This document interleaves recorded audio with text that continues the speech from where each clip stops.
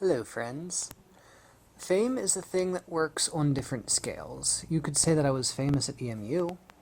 There were more people that knew me than there were people that I knew. One professor, first day of class, told me that she was familiar with some of my activities and looked forward to having me in class.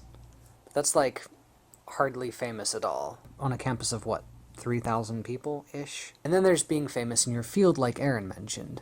It's a little bit more famous. It definitely has a nice feel to it because you get all the benefits of being respected for your work without the cost of being recognized in public. And of course, it's going to depend on the size of your field and how broad we're talking. Like, are we talking famous family physician or famous physician, period? I definitely do want to have that level of fame where I'm known to maybe 1,000 to 10,000 people, mainly because that's the size of community I want to serve. I want to I want to be a source of healthcare to thousands of people. And then they might know my name and recognize me. But it won't be like, oh gosh, it's you, I want to have your babies. More like, oh hey, it's you, thank you for being there for my grandma when she was sick. But this is a log scale thing. At EMU, I was known by 100 or so. What I want, what I'm actively reaching for, in fact, is an order of magnitude or two above that. But what about being known by 100,000 people? That's a lot, but even if I were known by 1,000,000 people, that's less than 1% of the population of the United States. I'm not really world famous until tens or hundreds of millions of people know me. And that gets to the point where maybe you hire somebody else to go to the grocery store for you so that you don't get recognized. So what would be worth that kind of wear a disguise in public kind of fame? Reconciliation between science and faith. Like if I was known as the guy that broke the perception that the church is anti-science. Francis Collins is already somewhat famous for that, or his reach is mainly to people who are both Christians and scientists. I want to reach people who are not scientists and people who are not Christians.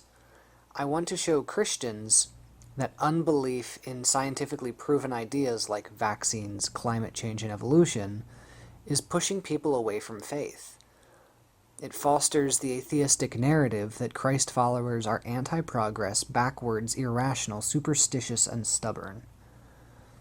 I also want to show atheists and agnostics that Christianity is a beautiful religion, and that Genesis is still an impactful creation myth, especially when, you interpret it as a metaphor. It stops being about divine creation of a flat earth, and starts being about a relationship that God wants to have with his children. So if I had to be famous for 100,000 or 1,000,000 people, I would want it to be for the betterment of God's kingdom on earth. And I guess it's my turn to ask a question. Invent a policy that will substantially benefit the country. It can be as complicated or as simple as you want. Mine is complicated. 1. Abolish the corn subsidy incrementally over 5 years. 2. Add a subsidy for seeds for veggies other than corn but discontinue after 7 years. 3. Abolish health insurance companies, confiscate their assets, and use those assets to fund a job training program for former health insurance employees. 4.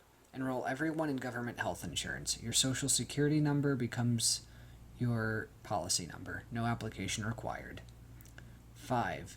Use the VA's electronic health record for everybody. And 6.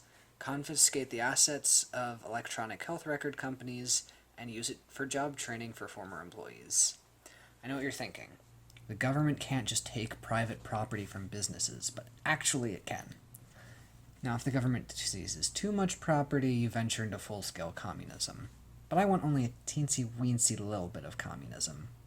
Just like the education system has. But socialized healthcare has been proven more effective than consumerist healthcare when you look at life expectancy in different countries.